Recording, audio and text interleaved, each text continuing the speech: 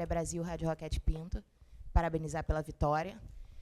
O Flamengo viveu, né, como sempre vive, momentos turbulentos aí nos últimos jogos, principalmente na última quarta-feira, com um empate lá na Argentina. Eu queria que você falasse um pouquinho qual é a tua visão da vitória de hoje, da importância para a manutenção do grupo, para o futuro do Flamengo, que tem aí na quarta-feira um jogo muito importante novamente pela Libertadores. Primeiramente, quase Feliz Dia das Mães, né? Para minha esposa primeiro que está me esperando e para minha mãe que está lá em Jaraguá do Sul. Feliz Dia das Mães. Segundo, falar sobre o momento, como você falou, turbulento. Depois de uma vitória contra o Corinthians, depois uma vitória contra o Botafogo da Paraíba, tivemos uma derrota no último minuto, com gol de pênalti, e um empate, fora de casa, sendo que viemos de 3 viagens e jogos a cada 3 dias. Essa turbulência que existe, ela é externa. Internamente, os jogadores continuam acreditando, continuam trabalhando, continuam lutando, aprendendo, corrigindo, evoluindo, e o resultado, muitas das vezes, a gente não controla. Pode fazer um jogaço e perder, pode fazer um jogo muito ruim e ganhar, e às vezes pode ser muito ruim e perder e muito bom em ganhar. Essas são as possibilidades, então convivemos com isso. O importante é isso que eu falo para vocês. Essa turbulência que existe fora, muitas das vezes ela chega no torcedor, né? E o importante é que a gente continue acreditando no que está fazendo. Eu tenho uma convicção muito grande no que eu faço. Acredito muito no meu trabalho, de verdade, e vou continuar trabalhando porque eu amo isso que eu faço. Amo até na turbulência. Isso é o mais preocupante, porque, como eu falo sempre, né, são muitas horas de trabalho e eu amo o que eu faço, mesmo nesses momentos. Então, hoje foi uma vitória importante. Tínhamos que ganhar, dominamos o jogo, controlamos o jogo, fizemos as chances, fizemos o gol, e no final tivemos que sofrer. E uma equipe tão forte, um grupo tão forte, tão especial como esse também sabe sofrer. E todos esses momentos que a gente viveu dentro do campo nos servem para continuar evoluindo para o futuro. Boa noite, Felipe Luiz. Daniela Oliveira, da Vitrine Esportiva. Sobre o jogo de hoje, gostaria que você falasse sobre a arbitragem e principalmente sobre o pênalti anulado. Sei que vocês estão esperando que eu fale da arbitragem, mas da mesma forma prefiro não opinar. Okay? Da mesma forma que foi do último jogo. Felipe, Raíza Simplício, da Gol Brasil e da revista Placar. Felipe, a gente, né, tem observado o Bruno Henrique nos últimos jogos, e na nossa opinião, na opinião da torcida, o Bruno não vem bem já tem um tempinho. E aí eu queria saber por que você tem insistido no Bruno, se você concorda que ele não vem bem, e por que o Juninho, né, que deveria ser, de repente, o substituto ali do Pedro, não é sempre a primeira opção para entrar ali como centroavante. E hoje, como é que o Bruno foi? Oi? Hoje, como é que o Bruno foi? Na minha opinião, não foi bem. Não vemos o mesmo jogo. O Bruno foi incrível hoje, incrível. Tudo que é um jogador com 34, 35 anos, campeão de tudo, o maior campeão da história do clube, chega e se sacrifica pela equipe do jeito que ele fez. Sinto muito. Joga muito. É o companheiro que mais sacrifica, que mais treina, mais trabalha. E, como eu falei para vocês, os jogadores que estão aqui, eles vão passar por maus momentos, eles vão oscilar. Mas se eles estão no Flamengo, eles estão por alguma coisa. E eu acredito neles. Já ficou no banco. Ultimamente tem ficado no banco. Mas é um jogador que já demonstrou na última final o que ele fez. Na final da Supercopa, desculpa. Já demonstrou tudo que ele já fez. Continua demonstrando. E eu tenho uma gratidão, um carinho gigante por ele. Depois, para jogar, ele tem que render, como ele rendeu hoje. Hoje, para mim, fez um jogo impecável. Foi até a exaustão. Correu tudo que tinha para correr, fez todos os movimentos.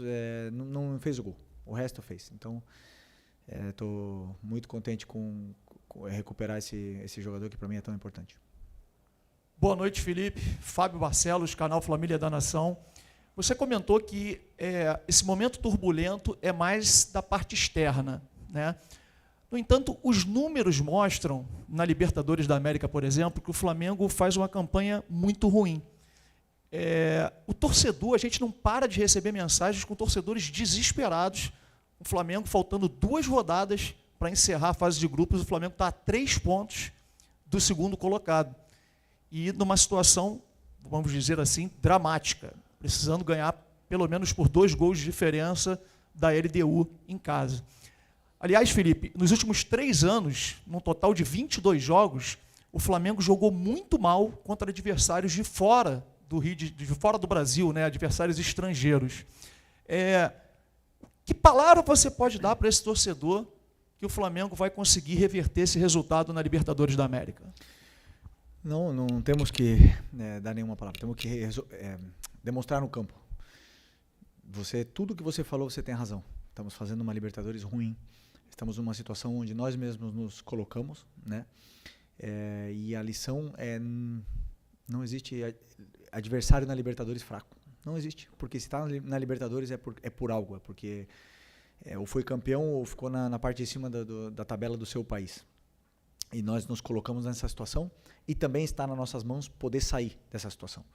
Só depende da gente, a mensagem que eu posso passar precisamos do torcedor na quinta-feira, precisamos do apoio deles para poder reverter essa situação, né? Que a gente quer passar da fase de grupos, queremos chegar nas oitavas, queremos chegar o mais longe possível nessa competição que é a mais especial que existe a nível de clubes na América do Sul. Então, como eu falei, só depende da gente. Felipe, boa noite, lá do Alfovo da Flamengo TV. Queria que você comentasse a importância do Michael ter uma partida como a que teve hoje, como protagonista, foi eleito melhor em campo, e uma assistência também espetacular. Pois o Michael é um jogador que vinha sendo bastante criticado, mas eu vejo o dia a dia, eu vejo os treinos, eu imagino um jogo, faço todo o plano em cima do que eu sinto, do que com as minhas ideias eu vejo o que é melhor, o que eu acho que a equipe necessita para vencer o jogo. E ninguém é mais importante que a equipe. Então o Michel já ficou no banco, o Cebolinha já ficou no banco, já jogou o Bruno ali, já jogou o Luiz na esquerda. E as decisões que eu tomo são muito em função disso, do que eu vejo no dia a dia. O Michel é um jogador que se esforça muito e eu fico muito feliz também por ele ter feito uma grande partida hoje. Uma grande partida não era fácil para ele, porque a gente sabia que ele ia entrar sendo alvo hoje. Mas se está aqui, repito, se está aqui no Flamengo é por algo. Já passou por muito na vida dele e já superou. Então vai superar isso também e vai voltar a dar alegrias aí pra gente. Felipe, tudo bem? Aqui no meio, boa noite. Gabriel Orfa, canal Paparazzo Rubro Negro, Revista Placar. Felipe, você citou agora há pouco a questão do calendário, né? Jogos de 3 em 3 dias, com um curto espaço de tempo. E só como exemplo, nesse jogo contra o Bahia hoje, o Flamengo jogou na quarta-feira, voltou de madrugada. Viajar de madrugada nunca é fácil, os jogadores mal têm noite de sono, já treinaram quinta, sexta e vieram para cá. Queria te perguntar o quanto esse calendário acaba atrapalhando o time, tanto na questão técnica quanto na questão física. Hoje você perdeu 2 jogadores no primeiro tempo, na questão física. Queria entender um pouco de você como que isso atrapalha, porque você até citou que o Flamengo está fazendo uma Libertadores ruim, mas a gente enxerga uma dificuldade muito grande, não só do Flamengo, mas da maioria dos times brasileiros, tanto na Libertadores quanto na Sul-Americana. O quanto esse calendário pode estar atrapalhando os times brasileiros? Obrigado. Primeiro, boa pergunta. Quando existem jogos a cada 3 dias, nenhum jogador tem uma recuperação completa, né? Porque, por exemplo, hoje nós jogamos às 9, né? Ou 9h30, 9. Jogamos às 9. Acaba às 11, jogadores no próximo jogo vai ser acho que 6h30, não é? 9h30 quinta-feira. Bom, 6h30 no Brasileiro. Então muitas das vezes são menos que 72 horas. Desculpa, eu errei. Às vezes são quarta-feira à noite 9h30, acaba 11h30 e o próximo jogo é domingo quinta-feira 9h30 e o próximo jogo é domingo às 4. Então um tempo muito curto, o jogador não acaba de fazer uma recuperação completa, né? Mas todo mundo tá incluído nesse calendário, todo mundo está passando por isso. Da parte tática, você não tem tempo não têm condições de ir para o campo com os jogadores, eles não têm condições de fazer treinos aquisitivos, não têm condições de fazer um treino longo, por exemplo, do jeito que a gente faz com uma semana cheia ou com jogos a cada 4 ou 5 dias. Isso é uma peculiaridade que existe no calendário sul-americano, principalmente no brasileiro, pelo número de jogos que existe aqui, e que todos nós sofremos com isso. Infelizmente, estamos passando por isso. E nesse trajeto, alguns jogadores caem, né? Porque, como você bem falou, existe o sono, existe a sequência de jogos, existe viagens, até na parte hormonal dos jogadores afeta, e alguns acabam caindo. Por isso, a gente tem um elenco muito qualificado do jeito que temos para poder passar por esses degraus aí que são complicados, esses obstáculos que são complicados, como essa sequência de jogos, que fica tão difícil tanto trabalhar a equipe como eles poderem recuperar e estar 100% para jogar. Felipe, boa noite. Mauro Santana, do canal Mauro Santana. E, bem recentemente, o Flamengo conseguiu aqui mesmo no Maracanã uma atuação de gala diante do Corinthians. Mas, até complementando essa sua resposta com relação ao calendário, o Flamengo não conseguiu, na sequência, manter esse nível de atuação, né? E, mesmo com todos esses problemas, fica a apreensão por parte do torcedor, porque o Flamengo precisa do resultado. Independentemente da atuação, o resultado é muito importante. Já na próxima quinta-feira, por exemplo, tem clássico, no outro domingo. Você vislumbra um futuro próximo, você conseguir retomar pelo menos parte das boas atuações que o Flamengo já teve recentemente pelas suas mãos? Sempre que a gente faz um plano de jogo, é para fazer uma boa atuação, mas acima de tudo ganhar. Como você bem falou do resultado, o que me mantém nessa cadeira aqui é o resultado, né? Eu faço tudo para poder ganhar. E a forma que eu tenho para fazer eles chegarem mais perto da vitória é com um modelo de jogo onde a gente normalmente temos que pressionar bem o adversário, roubar a bola e ficar com a bola e atacar o maior número de vezes, com o maior volume possível. E ter bons jogos, mas o adversário também joga, existem adversários que também estudam a gente e conseguem nos causar dificuldades. Isso é uma coisa natural. Depois do Corinthians, com o time alternativo, fizemos um grande jogo contra o Botafogo naquele campo muito complicado. Faltou o gol. O gol veio no final com o menino da base. Depois, realmente, não tivemos um bom primeiro tempo, um grande primeiro tempo contra o Cruzeiro. Não foi um bom segundo tempo. Mérito do adversário, como eu bem falei. Não tivemos um bom jogo, principalmente aí depois dos 30 do primeiro tempo até o final do jogo na Argentina. E essas coisas a gente não controla, né? Mas claro que o resultado é fundamental para continuar nessa sequência e poder evoluir. Aí tem dias que a gente vai jogar melhor, tem dias que não tão bem, mas essa é a minha responsabilidade, poder tirar o melhor desses jogadores que são muito bons. Felipe aqui, sou direito, Thiago Lima do GE, parabéns pela vitória. Eu queria, Felipe, te perguntar, se você explicasse a ausência do Pedro hoje, se teve a ver também com essa intensidade muito alta que o seu time colocou no início do jogo. E uma segunda pergunta, se pudesse comentar também um pouquinho, o que alguns dos seus jogadores passaram uma situação chata essa semana no desembarque, o Rossi, questão da tentativa de assalto na linha amarela. Como é que vocês receberam essa notícia? Como é que vocês trabalharam com isso internamente esses dias? Bom, sobre o Pedro, foi basicamente, como eu falei para vocês, eu estudo o adversário.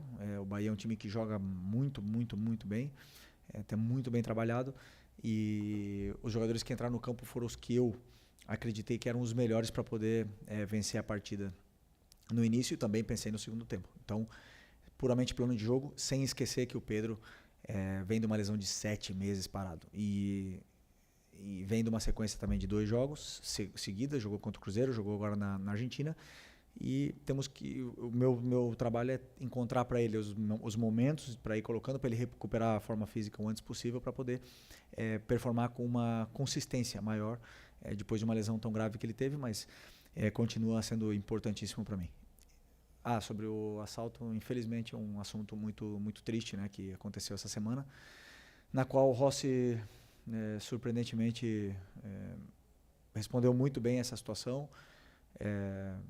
Até falou que quer ficar mais tempo aqui ainda, né, no clube, que está muito feliz, que está muito contente, a família está contente, né, mas é uma coisa que realmente nos preocupa a todos, essa segurança, né, no Rio de Janeiro e no Brasil em geral.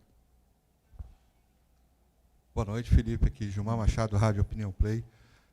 Até pouco tempo, né, a maior parte da análise que se fazia do seu trabalho e do Flamengo era de uma equipe capaz de vencer todos os jogos e ainda performar muito bem.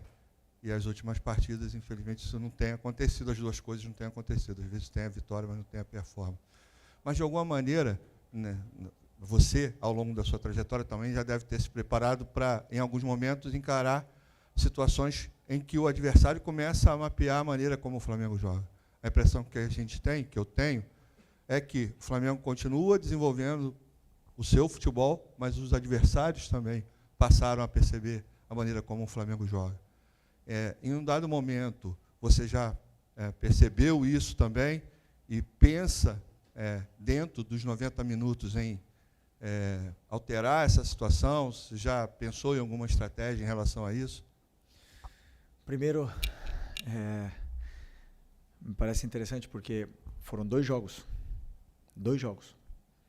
Você falou, parece que foram 20, né, que o time perdeu as grandes atuações. E repito, grande primeiro tempo contra o Cruzeiro, grandíssimo primeiro tempo contra o Cruzeiro. O segundo tempo não foi bom, realmente. E depois, eu tenho muito claro, assumo toda a certeza do mundo que não vamos fazer só grandes jogos e só vitórias. Não tem nenhum time do mundo que ganha sempre. Para mim, o melhor time do mundo até o momento era o Barcelona, um dos melhores, e foi eliminado. E qual o problema? Fizeram um grande jogo também e foi eliminado. Futebol é assim. Eu assumo isso, sei que não vamos jogar bem sempre, sei que não vamos vencer sempre. E meu trabalho, minha função é dar soluções para os jogadores para que eles possam se encontrar dentro do campo com uma estrutura e depois a qualidade deles apareça. E, claro, dentro do próprio jogo do Cruzeiro, fiz várias alterações táticas para tentar sair da pressão deles. Tudo dentro do que está sendo treinado. Obviamente que eu não vou fazer nunca uma mudança que eu não treinei. Não vou mudar de sistema que eu nunca treinei, não vou botar um jogador que nunca treina naquela posição, botar ele de repente ali para ele poder jogar. Então, tudo que eu faço é pensando em dar soluções para os jogadores. Como você bem falou, os adversários estudam a gente, não tenho dúvida que eles vão fazer isso. Esse é o trabalho deles. O meu trabalho é fazer com que os meus jogadores se encontrem dentro do campo e possam superar essa barreira dos adversários. E aí o futebol é tão bonito. Eu, por exemplo, passei 8 anos defendendo o Atlético de Madrid, praticamente em bloco baixo, e ganhamos praticamente tudo também. Existem várias formas de ganhar, eu acredito numa, tenho uma convicção plena e sigo essa convicção sempre. Felipe, boa noite. Depois do jogo da quarta-feira, eu conversei com o Gerson ali na zona mista e eu perguntei para ele, assim, ele parecia muito assim, diferente, assim, muito meio consternado, até com o resultado pela situação do Flamengo na Libertadores.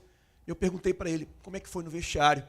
Ele disse que no vestiário ele tinha pedido a palavra e tinha falado com a equipe, olha, a gente entrou nisso junto e a gente vai sair dessa situação junto. Hoje você falou que os fatores externos você tenta blindar a equipe no máximo para não interferir dentro do vestiário. Porém, de quinta para cá, a gente viu notícia de que o Flamengo não quer renovar com o Arrascaeta agora, de que o Arrascaeta estaria falando já com outro time. A gente viu uma série de notícias, uma série de coisas assim já meio que acontecendo. E hoje aconteceu uma coisa que há muito tempo não acontece.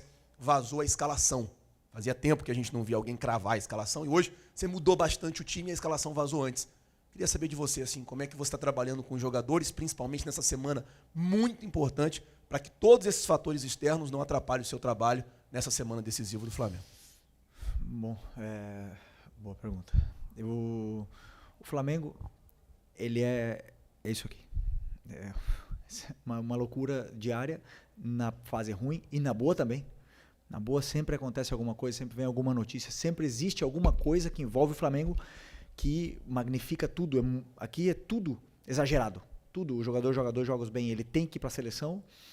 O treinador faz 2 jogos bem e já vai pro Barcelona. E depois perde e não vale nada, ninguém nem nada. Isso eu já avisava para os jogadores quando a gente estava com uma sequência de vitórias, ou sei lá, uma sequência invicto, né? Que isso é assim aqui no Flamengo. A gente sabe disso. Essas notícias, elas chegam. Eu não controlo, por exemplo, que os meus jogadores peguem o celular e abram o Twitter e se martirizem ali, né? No Twitter. Eu não posso controlar isso. Se eles fizerem isso, eles estão se flagelando, autoflagelando. Eu não posso controlar isso, mas o meu conselho é que eles fujam disso e que confiem no que eu falo para eles. O porquê, por exemplo, eu conto o porquê nós perdemos para o Cruzeiro. O que aconteceu no jogo, o que aconteceu no jogo da Argentina que a gente teve dificuldades. Então, que eles vejam isso e que sejam muito honestos com a avaliação, a autoavaliação deles. Do mesmo jeito que eu sou. Claro que depois de ganhar um título é lindo abrir a rede social e ler tudo. Perdemos para o Cruzeiro, mas pode ter certeza. Não abre porque ali vai estar só coisa ruim. E isso porque tá muito claro que você sai do campo, você sabe o que você fez. Agora, se você lê a opinião de outro, que às vezes não está no meio, e isso te machuca, então você realmente está errado. E a minha parte é isso. Exatamente dizer para eles o que está acontecendo, como a gente jogou, por que perdemos, por que ganhamos, não vamos ganhar sempre, e como voltar para o caminho.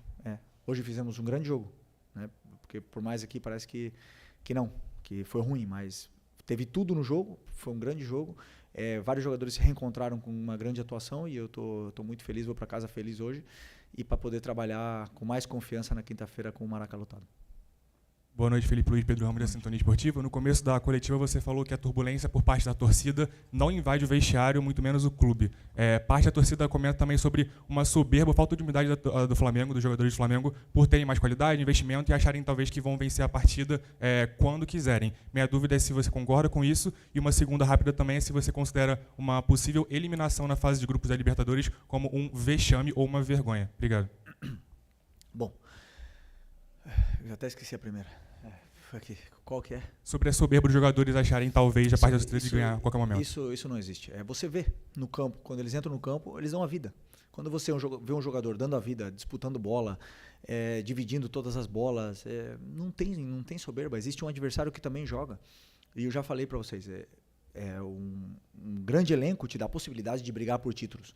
Mas depois entram no campo 11 contra 11, o treinador adversário motiva os jogadores dele de uma forma, prepara o jogo de uma forma, onde os meus jogadores vão encontrar dificuldades durante o jogo, com certeza, e isso é o futebol.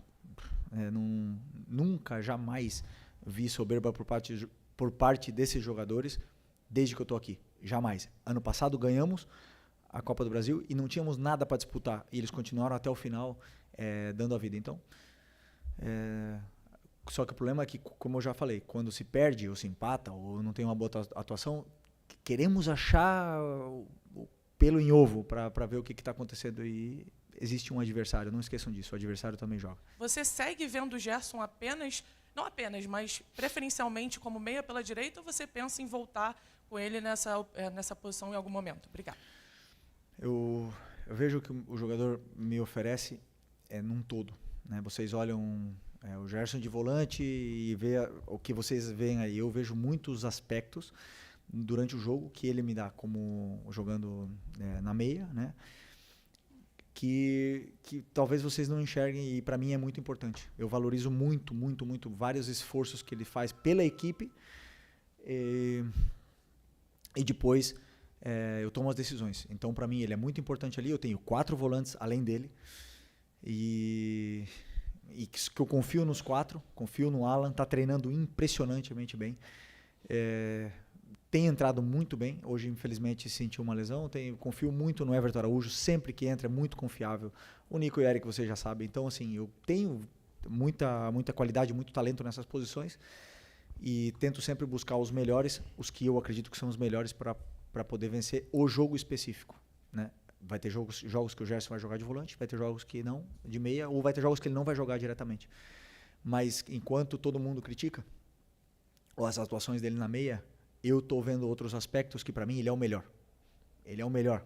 E vocês veem se ele chega na área, se ele faz gol, mas eu estou vendo outras coisas que não tem outros que fazem. Então, para mim, vai muito além de somente o que vocês estão vendo ali nessa maneira rasa.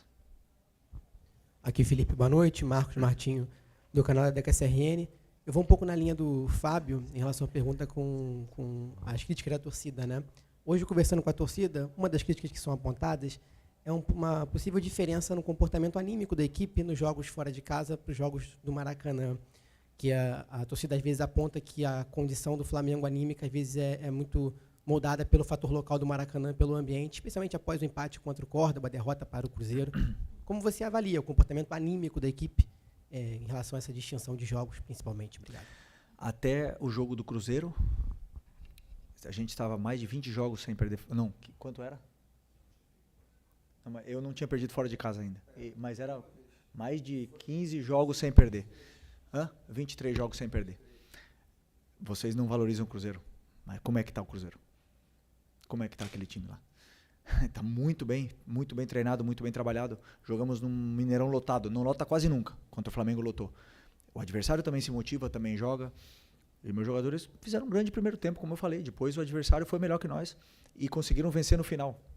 Também tivemos algumas chances para poder fazer o segundo gol. Não fizemos, eles fizeram, acabou. Não vejo nenhuma preocupação. Agora, já te adianto também. Na frente, no Maracanã lotado como era hoje, claro que os jogadores vão jogar melhor. Não tenho dúvida. Por isso que quinta-feira, Maracanã lotado. Valeu? Aqui, Felipe, só para... Isso, para encerrar. Começamos com uma mãe, vamos encerrar. Aproveitar que já passamos da meia-noite, né? Já é Dia das Mães, então... deixar um beijo para a minha, né? Eu que sou mãe, sou filha, então... Mas, Felipe, você citou em alguns momentos aí, diversos jogos onde o Flamengo foi muito bem no primeiro tempo e acabou tendo essa queda de rendimento na segunda etapa. A gente sabe que o estilo de jogo do Flamengo é um estilo de muita intensidade e tem toda essa questão de calendário e tudo, mas eu queria saber de você como que você vem trabalhando para tentar melhorar nesse aspecto, né? Que o Flamengo não tenha essas quedas de rendimento na segunda etapa.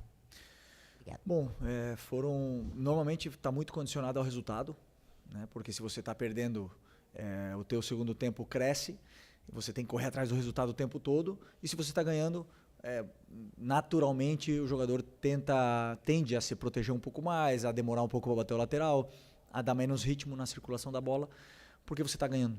Isso é uma coisa que, claro que eu quero que eles continuem o tempo todo e façam mais gols e tudo mais, mas o jogador tem sempre a tendência a se proteger dependendo do que como é que está o resultado.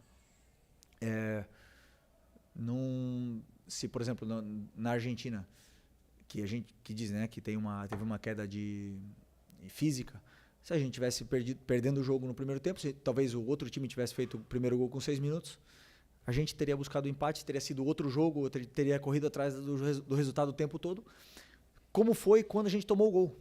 A gente começou de novo a tomar o domínio, o adversário recuou um pouco e nos deu um pouco mais de território. Então não vejo problema, por exemplo, hoje com um a menos, todos correndo até o final, todos lutando. Então eu vejo isso, que está muito condicionado ao resultado.